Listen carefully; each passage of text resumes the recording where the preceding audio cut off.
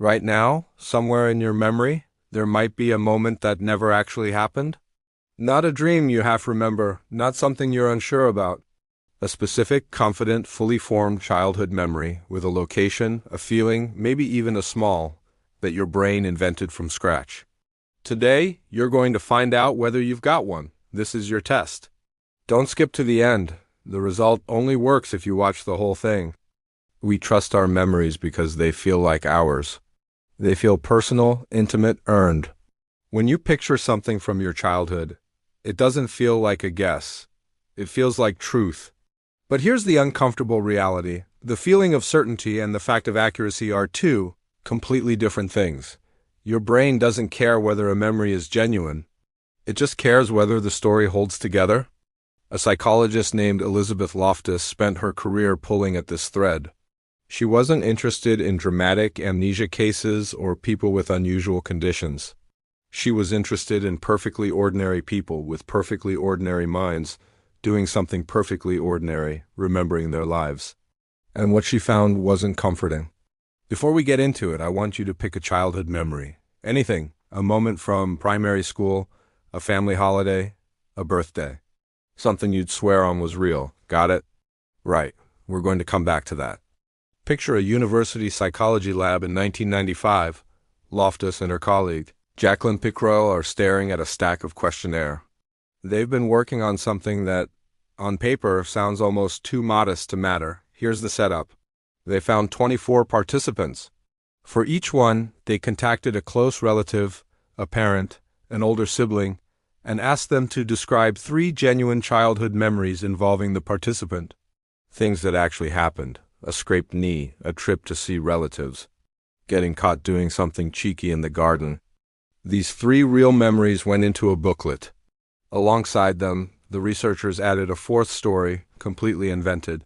The same scenario every time. When you were around 5 years old, you got separated from your family in a shopping mall. You were lost and frightened.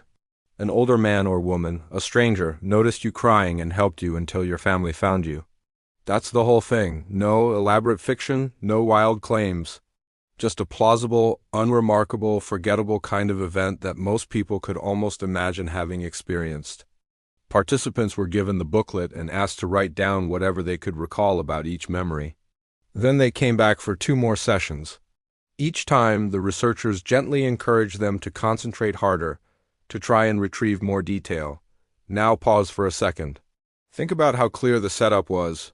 Researchers didn't hypnotize anyone, didn't use leading questions, didn't say, "We think you might remember this." They simply handed over a paragraph and asked people to reflect. What happened? 1 in 4 participants, 25%, didn't just vaguely engage with the fake memory, they owned it.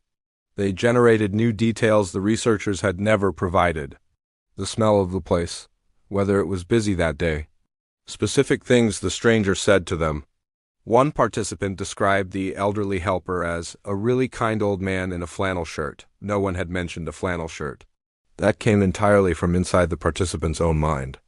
And here's the part that stuck with researchers for years afterwards. When the study ended and participants were told which memory was fake, some of them argued.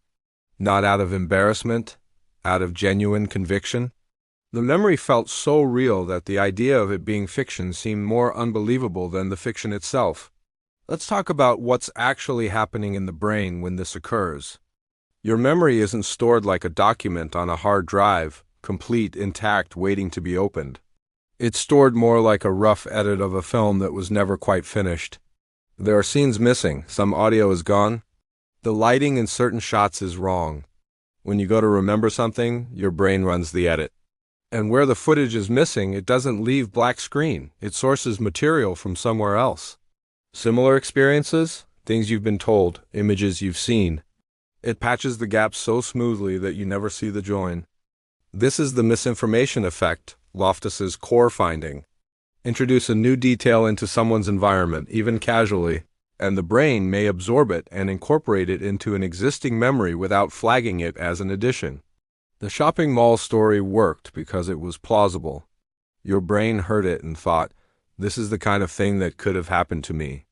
And once it entertained that thought, the imagination and the memory system started talking to each other, and the imagination won.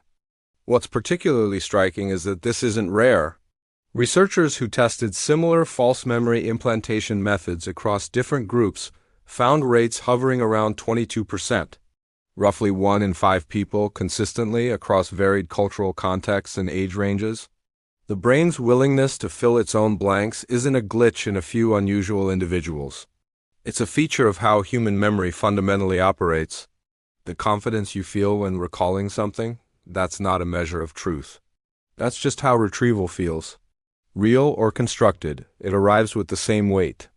Let me give you a few scenarios that'll probably feel uncomfortably familiar. You're at your aunt's house for a Sunday dinner.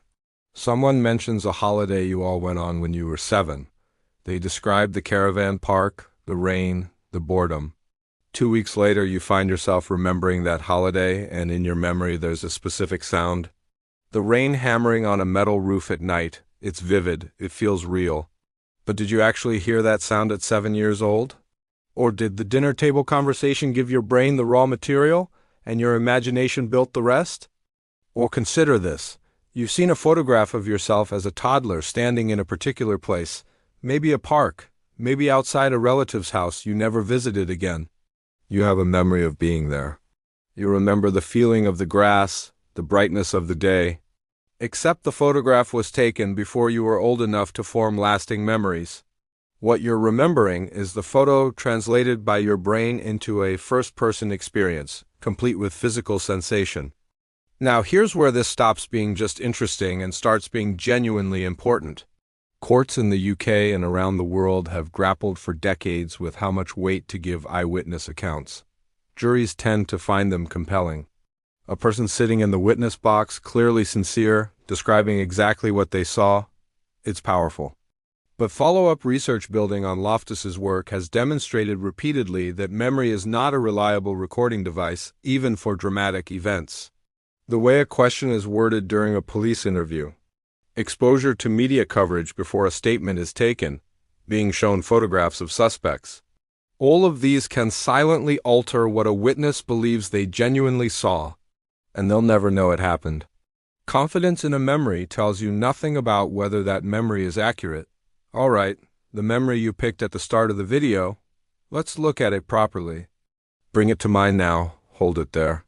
First question, how old were you in this memory?